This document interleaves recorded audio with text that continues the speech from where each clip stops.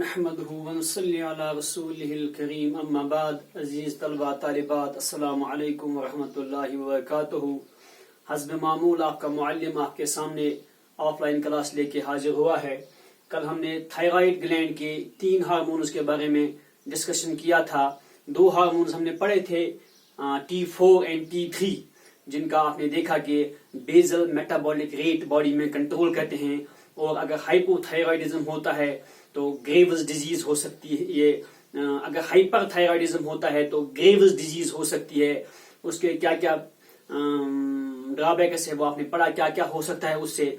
इसी तरह अगर हाइपोथायराइडिज्म होता है बच्चों में तो इससे क्रिटिनिज्म हो सकता है, एंड हाइपरथायराइडिज्म जो है in adults it can cause myxoedema. Similarly, there is another third important hormone secreted by thyroid gland. The name is calcitonin. Calcitonin. ये hormone it is released from thyroid gland when there is an increase in the blood calcium level, calcium phosphorus। मैंने आपको ये बात बेटा बार बार समझाई है, circulation में भी जब हमने ब्लड पढ़ा था। ब्लड का अपना एक खास कंसंट्रेशन है, खास उसका एक नेचर है, एक पीएच है। अगर उसके साल्टस में कमी होती है, ज्यादती होती है, तो उससे उसका ऑस्मोटिक प्रेशर चेंज हो सकता है। अगर ब्लड का ऑस्मोटिक प्रेशर ज्यादा हो गया, सपोज ब्लड में कैल्शियम और फास्फोरस लेवल ज्यादा हो गई, तो इसका ऑस्मोटिक प्रेशर बढ़ जाएगा। It will draw fluids water from the adjacent sales, जो बॉडी की सेल्स है, तो उससे ब्लड वॉल्यूम ज्यादा हो सकता है। उससे क्या होता है, आर्टरीज रप्चर कर सकती है, वीन्स रप्चर कर सकती है, ये ब्लैक मोशन हो सकती है, या जो होता है वो क्या कहते हैं उसको, ब्रेन हेमोरेज हो सकता है। तो बहुत सारी ऐसी बीमारियां हैं जो ब्लड का वॉल्यूम ज्यादा होने से पैदा हो सकती है। इसलिए हमारी बॉडी में एक ऐसा मैकेनिज्म है जो मैंने आपको पहले डिस्कस किया है, होमोस्टैसिस, एक कांस्टेंट इंटरनल एनवायरनमेंट। तो एक रोल है, अगर बॉडी में स्पेशली कैल्शियम, फास्फोरस भी स्पेशली कैल्शियम और फास्फोरस लेवल बॉडी में ब्लड में ज्यादा होती है, तो उस सूरत में ये क्या कहता है, थायराइड ग्लैंड से कैल्साटोनिन निकलता है। ये क्या कहता है, it brings the blood calcium level to normal by तीन तरीकों से ये ब्लड कैल्शियम लेवल को नॉर्मल करता है। सबसे पहली बात, it draws extra calcium from blood and enables its deposition into the bones। draws excessive calcium from blood plasma from blood to bones।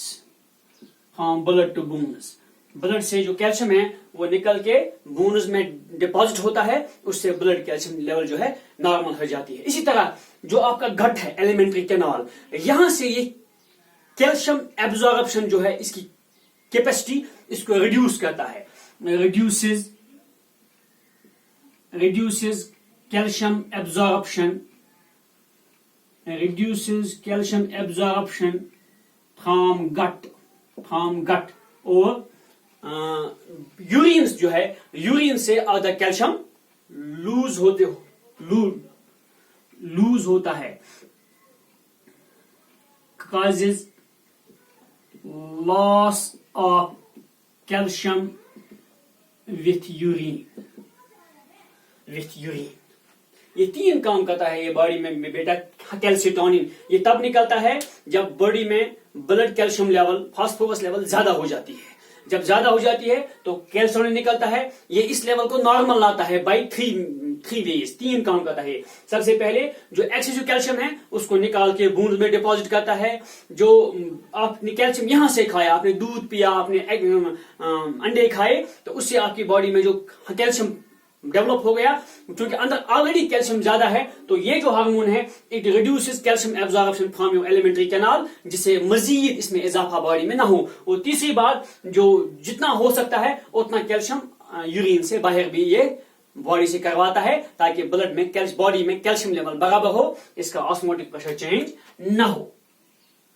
इसके बाद हमारा एक और ग्लैंड है जो इसी के साथ काम करता है, that is parathyroid gland.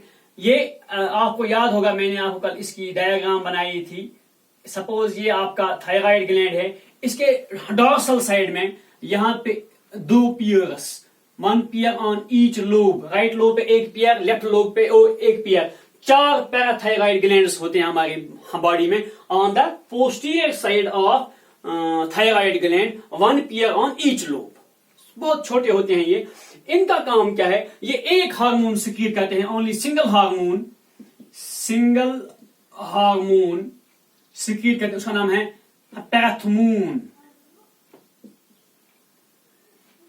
पैराथोमोन, PTH। आप ऐसा कह सकते हैं पैराथायराइड हार्मोन या पैराथोमोन इसको हम कहते हैं। ये हार्मोन कब निकलता है बेटा, ये जो हार्मोन है इसको हम कहते हैं साइंस में एंटागोनास्टिक फंक्शन, अपोजिट फंक्शन। ये it acts antagonistic to thyroid calcitonin, parathyroid parathormone acts antagonistic to thyroid calcitonin. Calcitonin तब निकलता है जब ब्लड में कैल्शियम लेवल ज्यादा हो। यह कब निकलेगा, it is released as a result of decrease in blood calcium level। अगर ब्लड में कैल्शियम लेवल कम होती है तो उस सूरत में ये निकलता होगा। अब आप खुद जान सकते हैं कि इसका काम क्या होगा। यही 3 काम है। It brings blood calcium level to normal, it brings blood calcium level to normal by number 1, it draws calcium from bones to blood, enables drawing of calcium from bones to blood, अगर पैराथोमोन ज्यादा निकलता है, hyper parathyroidism, पैराथोमोन ज्यादा निकलता है तो जितना भी कैल्शियम बोन्स में है वो सब निकलता है। It results in fragile bones, कमजोर हड्डियां हो जाती है और बोन्स में क्या क्या होता है, सुराख जैसे हो जाते हैं। इसको हम कहते हैं ऑस्टियोपोरोसिस। फ्रेजाइल बोन्स, ये बंदा बहुत ही कमजोर होता है, मामूली हटकर से इसकी हड्डियां चूर चूर हो सकती है।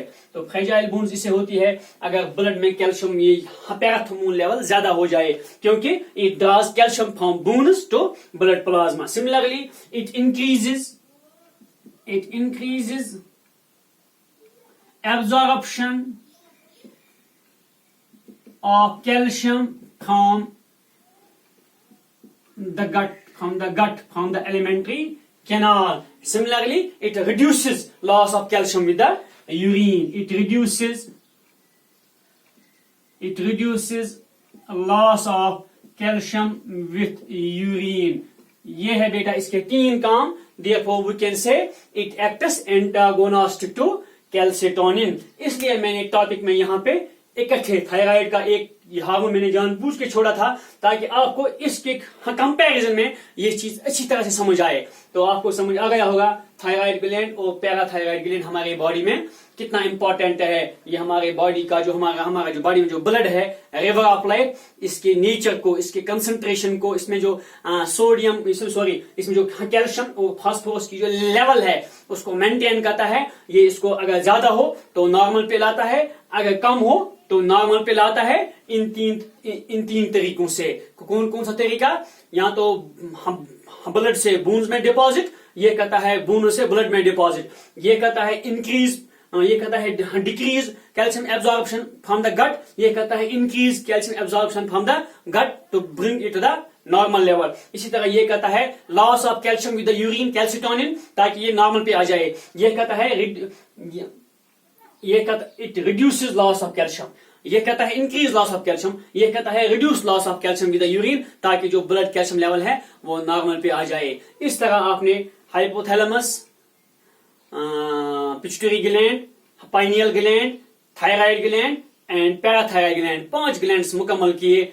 अगले ग्लैंड में हम पढ़ेंगे इंशाल्लाह थाइमस ग्लैंड, उसकी फंक्शन। वस्सलाम अलैकुम व रहमतुल्लाहि व बरकातुहू।